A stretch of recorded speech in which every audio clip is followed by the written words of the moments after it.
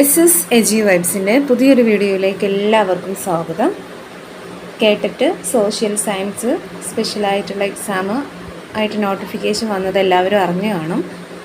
അതുമാത്രമല്ല, അടുത്ത കേട്ടിട്ട് എക്സാമിന് വേണ്ടിയിട്ട് പ്രിപ്പയർ ചെയ്യുന്ന ആളുകൾക്കും യൂസ്ഫുൾ ആവുന്ന രൂപത്തിലുള്ള ക്ലാസ്സുകളാണ് നമ്മൾ ചെയ്യുന്നത്. പിന്നെ സോഷ്യൽ സയൻസ് ഏറ്റവും ലേറ്റസ്റ്റ് ആയിട്ട് വന്നിട്ടുള്ള എക്സാമിൽ ചോദിച്ച സോഷ്യൽ സയൻസ് കാറ്റഗറി 3 ക്വസ്റ്റ്യൻസാണ് നമ്മൾ ഡിസ്കസ് ചെയ്യുന്നത്. ക്വസ്റ്റ്യൻസ് ആൻസർ പറഞ്ഞു പോവുകയല്ല, അതിൻ്റെ എക്സ്ട്രാ കാര്യങ്ങൾ കൂടെ നമ്മളിവിടെ നോക്കുന്നുണ്ട്. കേട്ടിട്ട് ക്വാളിഫൈ ചെയ്യാനുള്ള ഏറ്റവും നല്ല മെത്തേഡായിട്ട് നിങ്ങൾക്ക് ചൂസ് ചെയ്യാൻ പറ്റുന്നത് പ്രീവിയസ് ക്വസ്റ്റ്യൻ പേപ്പേഴ്സ് നോക്കുക, അതിൻ്റെ ആൻസേഴ്സ് കണ്ടെത്തുക. ആൻസേഴ്സ് മാത്രമല്ല, ആ കോൺസെപ്റ്റ് എന്താണെന്ന്, ആ ഒരു ക്വസ്റ്റ്യനിൽ ചോദിച്ച ആ ഒരു കോൺസെപ്റ്റ് എന്താണെന്ന് കംപ്ലീറ്റ് ആയിട്ട് പഠിച്ചു പോകുന്നത് നന്നായിരിക്കും. ഓക്കെ, അപ്പോൾ അങ്ങനെയാണ് നമ്മളിവിടെ ചെയ്യാൻ ഉദ്ദേശിക്കുന്നത്. അപ്പോൾ ഈ ഒരു വീഡിയോ നിങ്ങൾക്ക് യൂസ്ഫുൾ ആവുന്നുണ്ടെങ്കിൽ തീർച്ചയായിട്ടും ലൈക്ക് ചെയ്യുക, ഷെയർ ചെയ്യുക, സബ്സ്ക്രൈബ് ചെയ്യുക. ഓക്കെ, അപ്പോൾ ചെറിയൊരു എമൗണ്ടിന് നമ്മൾ കേട്ടറ്റിൻ്റെ PDF നോട്ട്സ് ഇപ്പോൾ കൊടുത്തു തുടങ്ങുന്നുണ്ട്. ആവശ്യമുള്ളവരെന്ത് ചെയ്യാം, കോൺടാക്റ്റ് ചെയ്യാം. ഓക്കെ, ദ ഫസ്റ്റ് ചോദ്യം, the densest layer of the earth is. The densest layer of earth, എർത്തിൻ്റെ ഏറ്റവും ഡെൻസസ്റ്റ് ആയിട്ടുള്ള ലെയർ ഏതാണ് എന്നാണ് ചോദിച്ചിട്ടുള്ളത്.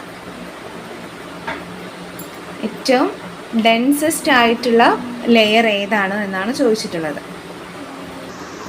ഓക്കെ, ഇപ്പോൾ ഓപ്ഷൻസ് കൊടുത്തിട്ടുള്ളത് crest, outer core, mantle, inner core. ഇവിടെ ചോദിച്ചിട്ടുള്ളത് ഡെൻസസ്റ്റ് ലെയർ ആണ്, ഏറ്റവും സാന്ദ്രമായിട്ടുള്ളത് ഏതാണ്, അല്ലെങ്കിൽ ഏറ്റവും തിങ്ങിയ ഭൂമിയുടെ ലെയർ ഏതാണ് എന്നാണ് ചോദിച്ചിട്ടുള്ളത്. അപ്പോൾ ഇവിടെ ആൻസർ വരുന്നത് ഏതാണ്?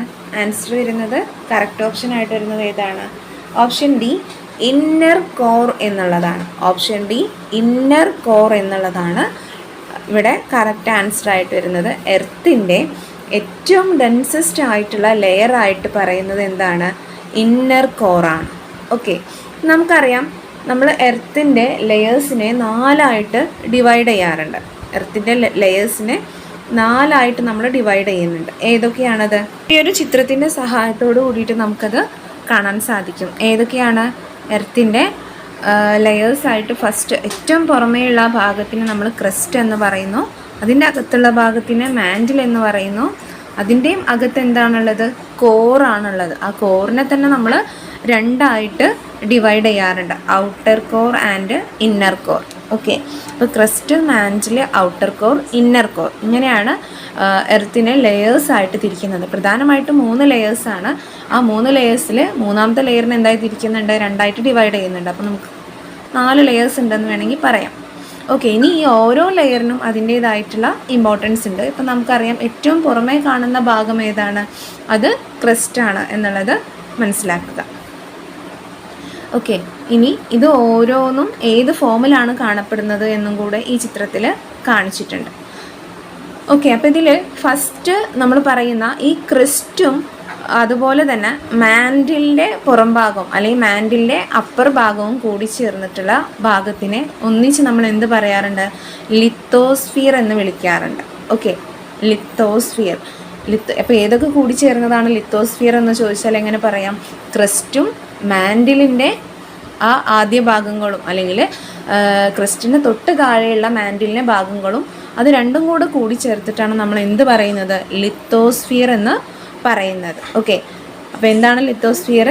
Crest and upper most solid part of mantle. Okay, ക്രസ്റ്റും അതുപോലെ മാൻറ്റിലിൻ്റെ അപ്പറായിട്ടുള്ള ആ സോളിഡ് ആയിട്ടുള്ള ഭാഗം കൂട്ടി ചേർത്തിട്ടാണ് എന്ത് പറയുന്നത്? നമ്മൾ ലിത്തോസ്ഫിയർ എന്ന് പറയുന്നത്. ഇനി താഴെയുള്ള മാൻറ്റിലിനെയാണ് നമ്മൾ എന്ത് വിളിക്കുന്നത്? അസ്തനോസ്ഫിയർ എന്ന് വിളിക്കുന്നത്. ഓക്കെ, അസ്തനോസ്ഫിയർ എന്ന് വിളിക്കുന്നത്. അപ്പോൾ ആ ഭാഗങ്ങളും കൂടെ ഒന്ന് ശ്രദ്ധിച്ചു വെക്കുക. അതുപോലെ നമ്മളിപ്പോൾ പറയുന്ന ഭൂമിയുടെ ഇന്നർ കോർ ഏത് ഫോമിലാണ് കാണപ്പെടുന്നത്? സോളിഡാണ്. സോളിഡ് മെറ്റൽ ഇന്നർ കോറാണ്. ഓക്കെ, സോളിഡ് മെറ്റൽ ഖരാവസ്ഥയിലാണ് ഏത് കാണുന്നത്? ഇന്നർ കോർ കാണുന്നത്. അതേസമയം ഔട്ടർ കോർ എങ്ങനെയാണ് കാണുന്നത്? ലിക്വിഡ് ഫോമിലാണ്. അതും കൂടെ മനസ്സിലാക്കി വെക്കുക. ഖരാവസ്ഥയിലും ഇന്നർ കോർ ഖരാവസ്ഥയിലും ഔട്ടർ കോർ ലിക്വിഡ് ഫോമിലുമാണ്, ദ്രാവകാവസ്ഥയിലുമാണ് കാണപ്പെടുന്നത്. ഓക്കെ, അപ്പോൾ ഇതിൽ നമുക്ക് പറയാൻ സാധിക്കും crust, the mantle, the outer core and the inner core. ഇതാണ് ഭൂമിയുടെ പ്രധാനപ്പെട്ട ലെയേഴ്സ്. The crust is the thin outer most layer that forms earth solid surface. അപ്പോൾ ക്രസ്റ്റ് എന്താണ്? ക്രസ്റ്റ് എന്ന് പറയുന്നത് ഔട്ടർ മോസ്റ്റ് ലെയറാണ്. ഓക്കെ, ഔട്ടർ മോസ്റ്റ് ഏറ്റവും പുറത്തുള്ളതും എന്താണ്? സോളിഡ് സർഫേസുമാണ്. ഓക്കെ, മാൻഡിലിനെ എങ്ങനെയാണ് പറയുന്നത്? Mantle is the viscous layer beneath the crust. ക്രസ്റ്റിന് താഴെയുള്ള മറ്റൊരു ലെയറാണ് ഇത് മാൻഡിൽ എന്ന് പറയുന്നത്. ഔട്ടർ കോർ വരെ നമുക്ക് കാണാൻ സാധിക്കുന്നത് ഏതാണ്? മാൻഡിലാണ്. And the outer core is liquid layer of, എങ്ങനെയാണ്? Outer core is a liquid layer of molten iron nickel alloy എന്നാണ്. അപ്പോൾ ഔട്ടർ കോറിൽ എങ്ങനെയാണ് കാണപ്പെടുന്നത്? ഞാൻ പറഞ്ഞു ലിക്വിഡ് ഫോമാണ്. Iron and nickel alloy. എന്തൊക്കെയാണ്? അയൺ ആൻഡ് നിക്കൽ അലോയ് കാണുന്നത് എങ്ങനെയാണ്? മോൾട്ടൺ, അതായത് മെൽറ്റ് ചെയ്യപ്പെട്ട രൂപത്തിലാണ്, ഉരുകിയ അവസ്ഥയിലാണ്. അതുകൊണ്ടാണത് ലിക്വിഡ് ഫോമിലാവുന്നത്. ആൻഡ് ഫൈനലി ഔട്ടർ കോർ എങ്ങനെയാണ്? ഇന്നർ കോർ എങ്ങനെയാണ്? സോളിഡ് ലെയറാണ്. ഓക്കെ, അയൺ ആൻഡ് നിക്കൽ തന്നെയാണ് അവിടെയും വരുന്നത്, സോളിഡാണ് എന്ന് മനസ്സിലാക്കുക. ഓക്കെ, പിന്നെ അതുപോലെ നമ്മൾ നേരത്തെ പറഞ്ഞതാണ് എന്താണ് ലിത്തോസ്ഫിയർ എന്താണെന്ന് പറഞ്ഞു. ലിത്തോസ്ഫിയർ എന്ന് പറയുന്നത് എന്താണ്? ക്രസ്റ്റ് ആൻഡ് അപ്പർ മോസ്റ്റ് മാൻഡിലാണ്. ഏത്? ലിത്തോസ്ഫിയർ. അസ്തനോസ്ഫിയർ എന്താണെന്ന് നമ്മൾ പറഞ്ഞു. Upper mantle directly below the lithosphere. ലിത്തോസ്ഫിയറിന് തൊട്ട് താഴെയുള്ള മാൻഡിലിനെയാണ് നമ്മൾ എന്ത് പറയുന്നത്? അസ്തനോസ്ഫിയർ എന്ന് പറയുന്നത്. ലിത്തോസ്ഫിയർ എന്താണ് നമ്മൾ പറഞ്ഞു. അതിന് തൊട്ട് താഴെയുള്ള മാൻഡിലിനെയാണ് നമ്മൾ എന്ത് വിളിക്കുന്നത്? അസ്തനോസ്ഫിയർ എന്നും പറഞ്ഞു. അപ്പോൾ ഏകദേശം കാര്യങ്ങൾ മനസ്സിലായിട്ടുണ്ട്. അതുപോലെ ക്രസ്റ്റ്, എർത്തിൻ്റെ പുറംഭാഗം ബിൽഡ് ചെയ്തിരിക്കുന്നത് എങ്ങനെയാണ്? എന്തൊക്കെ കൂടിച്ചേർന്നിട്ടാണ്? ബസാൾട്ട് ആൻഡ് ഗ്രാനൈറ്റ് കൂടിച്ചേർന്നതാണ് എർത്തിൻ്റെ ക്രസ്റ്റ് എന്നുള്ളത് നോട്ട് ചെയ്ത് വെക്കുക. അപ്പോൾ ഏകദേശം ഈ ഒരു ക്വസ്റ്റ്യനുമായി ബന്ധപ്പെട്ടിട്ട് കുറച്ച് കാര്യങ്ങൾ നമ്മളിവിടെ ഡിസ്കസ് ചെയ്തു. ബാക്കി കാര്യങ്ങളും കൂടെ നിങ്ങൾ എന്ത് ചെയ്യുക? ആ ഒരു എക്സ്ട്രാ കാര്യങ്ങൾ, ഭൂമിയുടെ ലെയേഴ്സുമായി ബന്ധപ്പെട്ട് കുറച്ച് കാര്യങ്ങളും കൂടെ നിങ്ങൾ എന്ത് ചെയ്യുക? ഒന്ന് നോട്ട് ചെയ്ത് വെക്കുക. സിമ, സിയാൽ എന്നൊക്കെ പറഞ്ഞിട്ട് കുറച്ച് കാര്യങ്ങൾ ടെക്സ്റ്റിൽ പറഞ്ഞിട്ടുണ്ട്. അതുകൂടെ നോട്ട് ചെയ്ത് വെക്കുന്നത് നന്നായിരിക്കും. നെക്സ്റ്റ് ക്വസ്റ്റ്യൻ നോക്കൂ. Next question, who presented the objective resolution before the constituent assembly. Constituent assembly, ഭരണഘടനാ അസംബ്ലിയുടെ മുന്നിൽ ഒബ്ജക്റ്റീവ് റെസൊല്യൂഷൻ ആരാണ് പ്രസൻറ്റ് ചെയ്തത്? Doctor BR Ambedkar, doctor Rajendra Prasad, Rajkumari Amrit Kaur and Jawaharlal Nehru. ആരാണ് ഒബ്ജക്റ്റീവ് റെസൊല്യൂഷൻ പ്രസൻറ്റ് ചെയ്തത് കോൺസ്റ്റിറ്റ്യൂവൻ്റ് അസംബ്ലിക്ക് മുന്നിൽ? കറക്റ്റ് ഓപ്ഷൻ ഏതാണ് വരുന്നത്? പണ്ഡിറ്റ് ജവഹർലാൽ നെഹ്റു ആണ്. ജവഹർലാൽ നെഹ്റു ആണ് ഒബ്ജക്റ്റീവ് റെസൊല്യൂഷൻ എവിടെ പറഞ്ഞത്, അല്ലെങ്കിൽ എവിടെ പ്രസൻറ്റ് ചെയ്തത്? ഭരണഘടനാ അസംബ്ലിയുടെ ഫസ്റ്റ് മീറ്റിങ്ങിൽ ഒബ്ജക്റ്റീവ് റെസൊല്യൂഷൻ അവതരിപ്പിച്ചത് പണ്ഡിറ്റ് ജവഹർലാൽ നെഹ്റു ആണ്. അപ്പോൾ എന്താണ് ഒബ്ജക്റ്റീവ് റെസൊല്യൂഷൻ? ആ ഒബ്ജക്റ്റീവ് റെസൊല്യൂഷനിലാണ് ഇന്ത്യയുടെ ഭരണഘടനയുടെ പ്രധാനപ്പെട്ട ഫിലോസഫികളും എന്തൊക്കെ ഐഡിയാസാണ് അതിൽ ഉൾപ്പെടുത്തേണ്ടതും എന്നുള്ള കാര്യങ്ങളൊക്കെ, അല്ലെങ്കിൽ ഭരണഘടനയുടെ എയിം എന്തായിരിക്കണം എന്നുള്ള കാര്യങ്ങളൊക്കെ പറഞ്ഞത് ഒബ്ജക്റ്റീവ് റെസൊല്യൂഷനിലാണ്. ഇന്ത്യ ഒരു ഡെമോക്രാറ്റിക് കൺട്രി ആവണം, ഒരു സോവറിൻ കൺട്രി ആയി മാറണം എന്നൊക്കെ പറഞ്ഞിട്ടുള്ളത് ഏതിലാണ്? ഈ ഒബ്ജക്റ്റീവ് റെസൊല്യൂഷനിലാണ്. അപ്പോൾ ഈ ഒരു objective resolution was passed by Pandit Jawaharlal Nehru on 13th December 1946. Date വേണമെങ്കിൽ ജസ്റ്റ് നോട്ട് ചെയ്ത് വെക്കുക. In the first session of constituent assembly it contained the basic ideology and philosophy upon which our constitution should be drafted by makers. എങ്ങനെയാണ് നമ്മൾ constitution draft ചെയ്യേണ്ടത്, ഏത് philosophy അനുസരിച്ചിട്ടാണ്, അല്ലെങ്കിൽ ഏതൊക്കെ ഐഡിയോളജികളാണ് അതിലുണ്ടായിരിക്കേണ്ടത് എന്നൊക്കെ ഡിസ്കസ് ചെയ്യുന്നുണ്ട്. It consisted of principles like India should be democratic sovereign republic state. Okay, ഈ കാര്യങ്ങളൊക്കെ ഇതിൽ പറയുന്നുണ്ട്, ഒബ്ജക്റ്റീവ് റെസൊല്യൂഷനിൽ പറയുന്നുണ്ട്. അപ്പോൾ അതുകൂടെ ഒന്ന് നോട്ട് ചെയ്ത് വെക്കുക. ഇനി ഇവിടെ തന്നെ ചോദിക്കാൻ സാധ്യതയുള്ള മറ്റൊരു ചോദ്യം, കോൺസ്റ്റിറ്റ്യൂഷൻ ഡ്രാഫ്റ്റിംഗ് കമ്മിറ്റി ചെയർമാൻ ആരായിരുന്നു? ആരാണ് drafting committee chairman? Drafting committee chairman doctor BR Ambedkar ആയിരുന്നു. Okay, drafting committee chairman doctor BR Ambedkar ആണ് എന്നുള്ളത് കൂടെ നോട്ട് ചെയ്ത് വെക്കുക.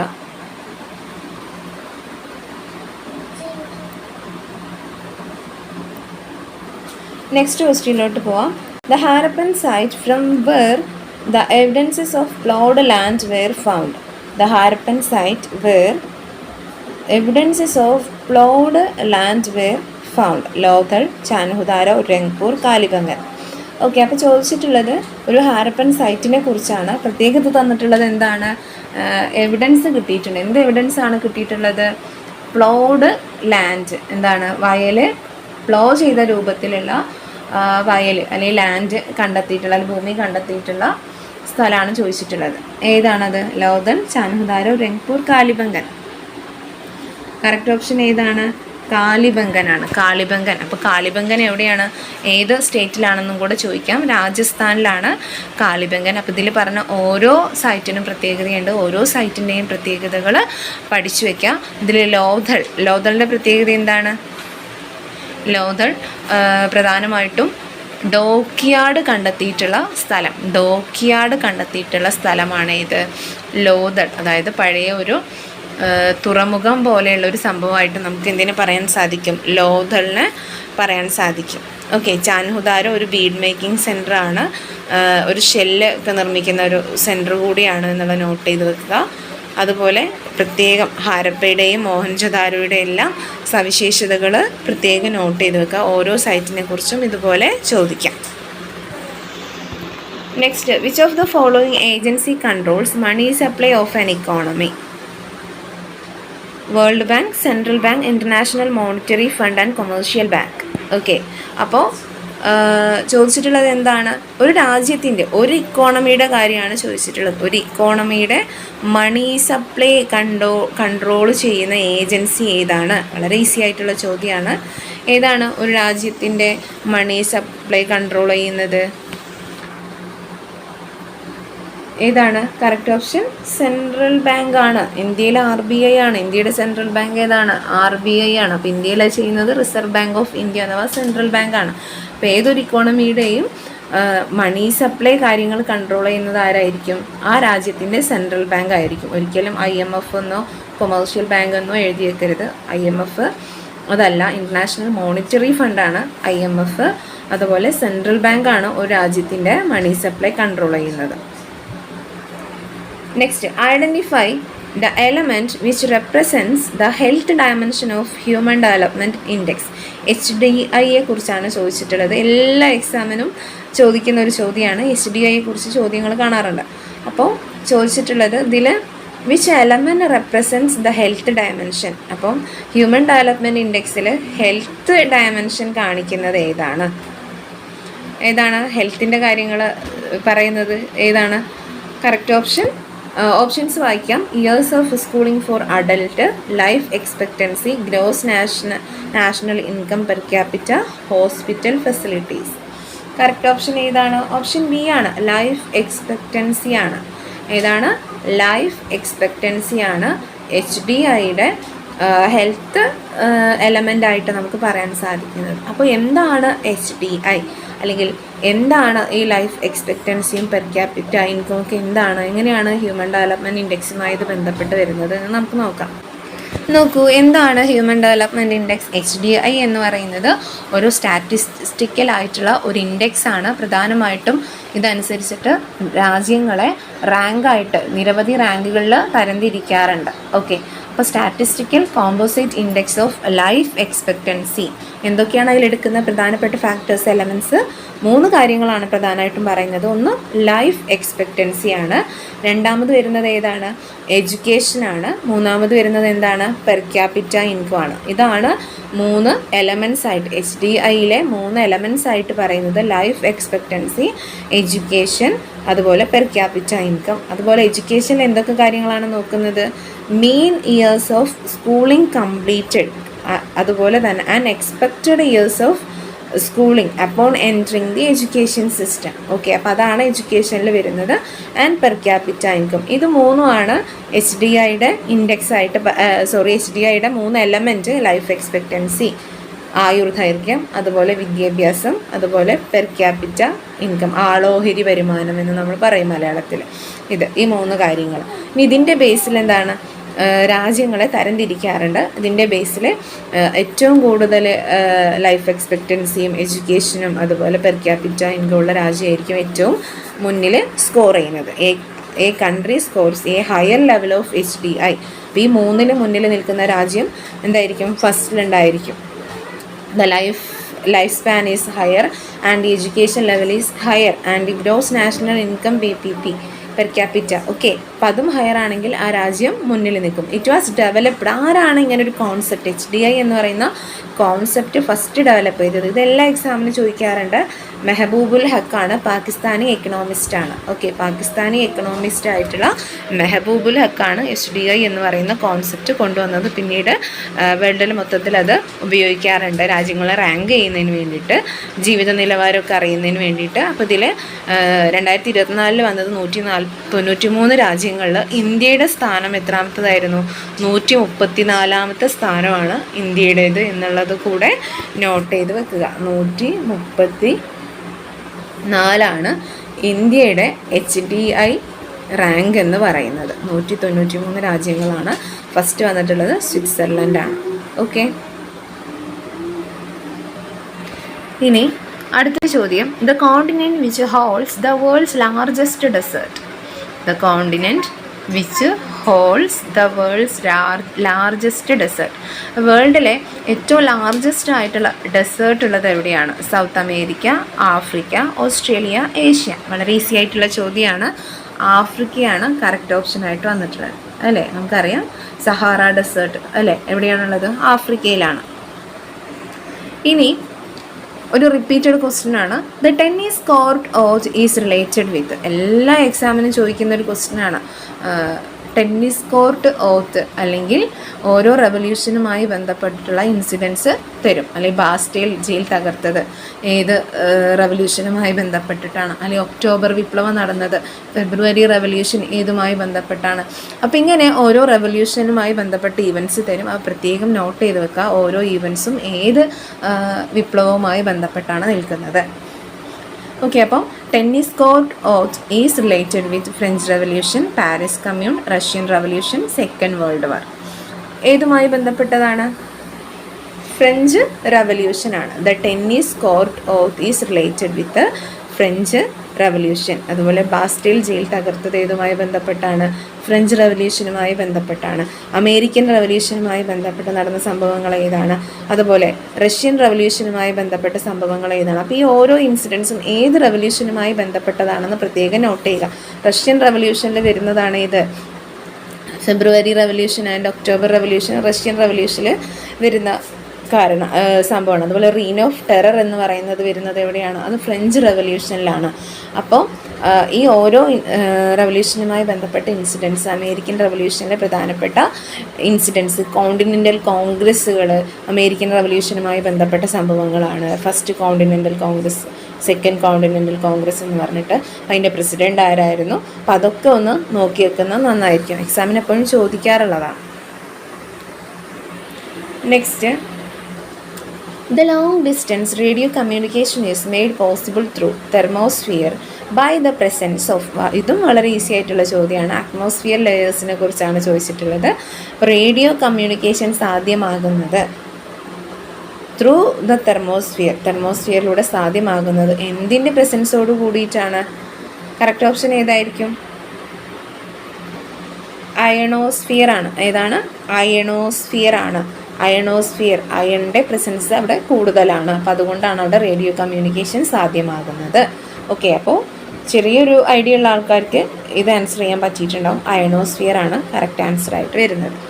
ഓക്കെ, അപ്പോൾ ഓരോ ലെയേഴ്സിനും ഓരോ പ്രത്യേകതകൾ നമ്മൾ പഠിക്കുന്നുണ്ട്. ഇടിമിന്നൽ ഉണ്ടാകുന്നത്, അല്ലെങ്കിൽ ജെറ്റ് വിമാനങ്ങൾ പോകുന്നത്, അല്ലെങ്കിൽ ഓസോൺ ലെയർ എവിടെയാണുള്ളത്. അപ്പോൾ ഇതെല്ലാം നിങ്ങൾ എന്ത് ചെയ്യുക? പ്രത്യേകം നോട്ട് ചെയ്യുക. ഓസോൺ ലെയർ നമുക്ക് എവിടെയാണ് കാണാൻ സാധിക്കുന്നത്? മെസോസ്ഫിയറിലാണ്. സ്ട്രാറ്റോസ്ഫിയറിൻ്റെ പ്രത്യേകത എന്താണ്? അന്തരീക്ഷത്തിനോട് ഏറ്റവും അടുത്ത് നിൽക്കുന്ന ലെയർ സ്ട്രാറ്റോസ്ഫിയർ ആണ്. അതിൻ്റെ രണ്ടാമത്തെ ലെയറാണ്, അല്ലെങ്കിൽ അതിൻ്റെ തൊട്ട് മുകളിലുള്ള ലെയറാണ് ഇത് മെസോസ്ഫിയർ. അവിടെയാണ് ഓസോൺ പാളി കാണപ്പെടുന്നത്. അവിടെയാണ് ഇടിമിന്നലും കാര്യങ്ങളും നടക്കുന്നത്. അപ്പം കാലാവസ്ഥാ കാലാവസ്ഥയിലുമായി ബന്ധപ്പെട്ട കാര്യങ്ങൾ നടക്കുന്നത്, ജെറ്റ് വിമാനങ്ങൾ പോകുന്നത്. അപ്പോൾ ഈ ഓരോ ലെയറിലും വരുന്ന കാര്യങ്ങൾ പ്രത്യേകം അങ്ങനെയാണ് പഠിക്കേണ്ടത്. ഓരോ ലെയറിനെയും പ്രത്യേകതകളായിട്ട് പഠിക്കുക. ഇന്ന ഓസോൺ ലെയർ വരുന്നത് എവിടെയാണ്, അല്ലെങ്കിൽ മെസോസ്ഫിയറിൽ നടക്കുന്നത് എന്താണ്, തെർമോസ്ഫിയറിൻ്റെ പ്രത്യേകത എന്താണ്. അപ്പോൾ അങ്ങനെ നോട്ട് ചെയ്ത് പഠിക്കുമ്പോൾ എക്സാമിന് ചോദിക്കുമ്പോൾ നിങ്ങൾക്ക് കുറച്ചുകൂടെ കാര്യങ്ങൾ കിട്ടും. അതുപോലെ ആവറേജ് അതിൻ്റെ ഹൈറ്റ് ചോദിക്കാറുണ്ട്. അപ്പോൾ അതൊക്കെ ഒന്ന് നോക്കി വെക്കുക. ഇനി largest commercial bank in India. ഇന്ത്യയിലെ ഏറ്റവും വലിയ കൊമേഴ്ഷ്യൽ ബാങ്ക് ഏതാണ്, വാണിജ്യ ബാങ്ക് ഏതാണ്? Bank of India, union bank, HDFC, state bank of India. Easy ആയിട്ടുള്ള ക്വസ്റ്റ്യൻ ആണല്ലോ. ഏതാണ്? സ്റ്റേറ്റ് ബാങ്ക് ഓഫ് ഇന്ത്യയാണ്, SBI. സ്റ്റേറ്റ് ബാങ്ക് ഓഫ് ഇന്ത്യയാണ് ഇന്ത്യയിലെ ഏറ്റവും വലിയ വാണിജ്യ ബാങ്കായിട്ട് പറയുന്നത്. നെക്സ്റ്റ്, അനുഭവ മണ്ഡപം ഈസ് റിലേറ്റഡ് വിത്ത്. അനുഭവ മണ്ഡപം ടെക്സ്റ്റ് വായിച്ചവരാണെങ്കിൽ ഈസി ആയിട്ട് ആൻസർ ചെയ്യാൻ പറ്റുന്ന ചോദ്യമായിരുന്നു. അനുഭവ മണ്ഡപം കബീർ, ഗുരുനാനാക്ക്, സൂർദാസ്, ബസവണ്ണ. ഇവിടെ നമ്മൾ ശ്രദ്ധിക്കേണ്ടത് ഈ ഒരു ഇതിൽ ചോദിച്ചിട്ട് പറഞ്ഞിട്ടുള്ള 4 പേരും വരുന്നത് എന്തുമായി ബന്ധപ്പെട്ടാണ്? ഭക്തി മൂവ്മെൻറ്റുമായി ബന്ധപ്പെട്ട് വന്നിട്ടുള്ളതാണ്. ഓക്കെ, ഭക്തി മൂവ്മെൻറ്റിലെ ആളുകളാണ് കൊടുത്തിട്ടുള്ളത്. കബീർ, ഗുരുനാനാക്ക്, സൂർദാസ്, ബസവണ്ണ. അപ്പോൾ ഇവിടെ അനുഭവ മണ്ഡപം വരുന്നത് ആരുമായി ബന്ധപ്പെട്ടാണ്? ബസവണ്ണയാണ്. ഓക്കെ, കർണാടകയിലെ വീരശൈവ ട്രഡീഷൻ, വീരശൈവ പ്രസ്ഥാനത്തിൻ്റെ സ്ഥാപകനായിട്ടുള്ള ബസവണ്ണയുമായി ബന്ധപ്പെട്ട് വരുന്നതാണ് എന്ത്? അനുഭവ മണ്ഡപം എന്ന് പറയുന്നത്. ഓക്കെ, ഈ ബസവണ്ണയെ വീരശൈവാസിനെ എന്തുകൂടെ വിളിക്കാറുണ്ട്? ലിംഗായത്തുകൾ എന്ന് വിളിക്കാറുണ്ട്. 12-ാം നൂറ്റാണ്ടിൽ കർണാടകയിൽ ആരംഭിച്ച ഒരു ഭക്തി മൂവ്മെൻ്റ് ആണ് ഇത് വീരശൈവ ട്രഡീഷൻ എന്ന് പറയുന്നത്. ഓക്കെ, അപ്പോൾ അതിൻ്റെ സ്ഥാപകനാണ് ആര്? ബസവണ്ണ. അവരുടെ ഒരു കോൺട്രിബ്യൂഷനാണ് അനുഭവ മണ്ഡപം എന്ന് പറയുന്നത്. ഓക്കെ, ഇനി ഇതിൽ ഇവരെ ലിംഗായത്തുകൾ എന്ന് വിളിക്കാറുണ്ട്. ഇനി ഇവിടെ ഗുരുനാനാക്ക് ഏതുമായി ബന്ധപ്പെട്ട് വരുന്ന ആളാണ്? സിഖ് റിലീജിയനുമായിട്ട് നമ്മൾ പലപ്പോഴും പറയാറുള്ളത് ഗുരുനാനാക്കാണ്. അപ്പോൾ സിഖ് മതവുമായി ബന്ധപ്പെട്ട് അല്ലെങ്കിൽ ഗുരുനാനാക്കുമായി ബന്ധപ്പെട്ട് വരുന്ന ഒരു സംഭവമാണ് ലങ്കാർ എന്ന് പറയാറുണ്ട്. അവരുടെ പൊതു അടുക്കള എന്ന് പറയുന്ന ഒരു കോൺസെപ്റ്റ് സിഖ് മതവുമായിട്ട് ഗുരുനാനാക്കുമായിട്ട് ബന്ധപ്പെട്ട് വരുന്നതാണ്. ഓക്കെ, അപ്പോൾ കബീറിൻ്റെയും സൂർദാസിൻ്റെയും പ്രധാനപ്പെട്ട സവിശേഷതകൾ കൂടെ ഒന്ന് നോക്കി വെക്കുന്നത് നന്നായിരിക്കും. ഓക്കെ, അതുപോലെ അപ്പോൾ ഈ ഓരോ ഭക്തി മൂവ്മെൻറ്റുമായി ബന്ധപ്പെട്ട് വരുന്ന പ്രധാനപ്പെട്ട കൃതികളോ അല്ലെങ്കിൽ പ്രധാനപ്പെട്ട ആളുകളോ ഉണ്ടെങ്കിൽ അവരുടെ സവിശേഷതകൾ പഠിച്ച് തന്നെ പോവുക. തീർച്ചയായിട്ടും ആ ഭാഗത്ത് നമുക്കൊരു ചോദ്യം പ്രതീക്ഷിക്കാം. ഓക്കെ, അപ്പോൾ ഇന്നത്തെ ക്ലാസ്സിൽ നമ്മൾ അത്രയും കാര്യങ്ങളാണ് ഉൾപ്പെടുത്തുന്നത്. അപ്പോൾ നിങ്ങൾക്ക് ആർക്കെങ്കിലും നമ്മുടെ വാട്സപ്പ് ഗ്രൂപ്പിൽ ജോയിൻ ചെയ്യാൻ ആഗ്രഹിക്കുന്നുണ്ടെങ്കിൽ ചെറിയൊരു എമൗണ്ടിന് നമ്മൾ PDF ആയിട്ടുള്ള കുറച്ച് കണ്ടൻറ്റുകൾ കേട്ടിട്ടിന് വേണ്ടിയിട്ട് നൽകുന്നുണ്ട്. സൈക്കോളജി, സോഷ്യൽ സയൻസ് എല്ലാം കൂടെ മിക്സ് ചെയ്തിട്ട് അത് കേട്ടിട്ട് 3 ആവാം 2 ആവാം, ഏത് വിഭാഗക്കാർക്കും, അതായത് 2 or 3 നമ്മൾ കൊടുക്കുന്നുണ്ട്, ഒന്നിച്ചാണ് കൊടുക്കുന്നത്. അപ്പോൾ ആവശ്യമുള്ളവർ മാത്രം കോൺടാക്റ്റ് ചെയ്യുക.